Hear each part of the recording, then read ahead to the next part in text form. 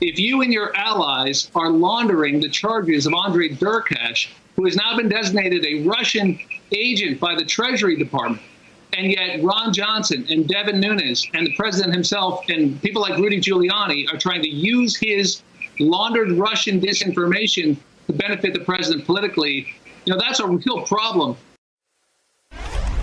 That was Democratic Congressman Sean Patrick Maloney on this very program just 6 months ago, slamming Trump and his allies, not just for accepting Russian disinformation, but for using it and exploiting it for political gain. Now, a report by U.S. intelligence all but confirms Team Trump's role in the Russian influence campaign. From the ODNI report, quote, a key element of Moscow's strategy this election cycle was its use of people linked to Russian intelligence to launder influence narratives, including misleading or unsubstantiated allegations against President Biden through U.S. media organizations, U.S. officials, and prominent U.S. individuals, some of whom were close to former President Trump and his administration.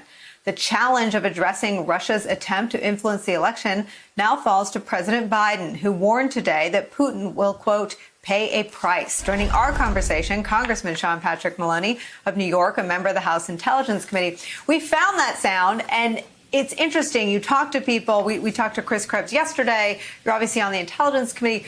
It seems like you all knew what was going on. Did we appreciate the extent to which Donald Trump's most intimate political advisors, people like Rudy Giuliani, and even people in the Senate like Ron Johnson, were laundering and trafficking Russian disinformation designed to harm Joe Biden?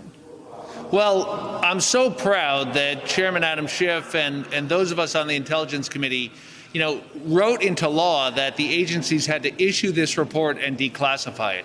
Because now everyone can see what I was getting excited about. And the fact is that they were so comfortable using people like Devin Nunes that Andrei Derkash, a known Russian asset, sent information to Devin Nunes at the Intelligence Committee. We literally had the package receipt.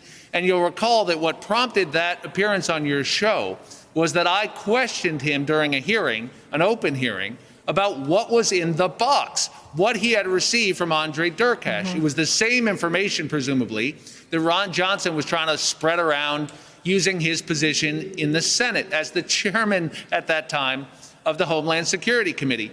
So it's extraordinary that Russia's strategy was to spread disinformation using American media organizations like Fox and OAN, but even more alarmingly, senior members of the Senate and the U.S. House like Ron Johnson and Devin Nunes in an effort to launder their disinformation in a way that the media might find credible. Luckily, the media, I think most of it and the rest of us knew what was up and called foul on it.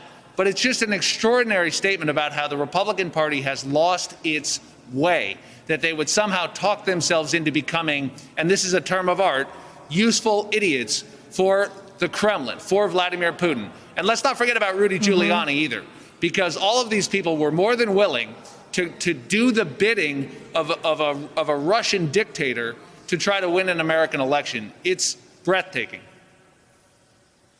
And just listening to you describe it, I mean, it's clear why Russia did what they did. What is not clear to me is why are Republicans so brazenly pushing Russia's national security at the expense of our own? Well, Nicole, I think we have seen example after example of how this cult of personality around Donald Trump, around this preference for loyalty to him over all else, has just led them astray. And not all of them. We should say that there are a few, like Adam Kinzinger and others, who know right from wrong. I can tell you all my local Republicans, they understand what's right and wrong about this. It's only these guys here in the Congress who are willing to set aside the Electoral College because they don't want to admit who won the election, who are willing to overlook a violent attack on the Capitol, the assault on dozens of Capitol police officers, the murder of one, so that they can just paper it over for a political advantage. They're willing to overlook the pandemic, refuse to wear masks, downplay it. And now they're willing to work in concert with Vladimir Putin. And it sounds like something that's an exaggeration, except it's in black and white in the National Intelligence Council report that you're quoting from, because it is assessed with high confidence by the professionals in the IC. And let's remember, this report was written under the last administration. So strongly do these professionals feel about this that they were willing to write it down.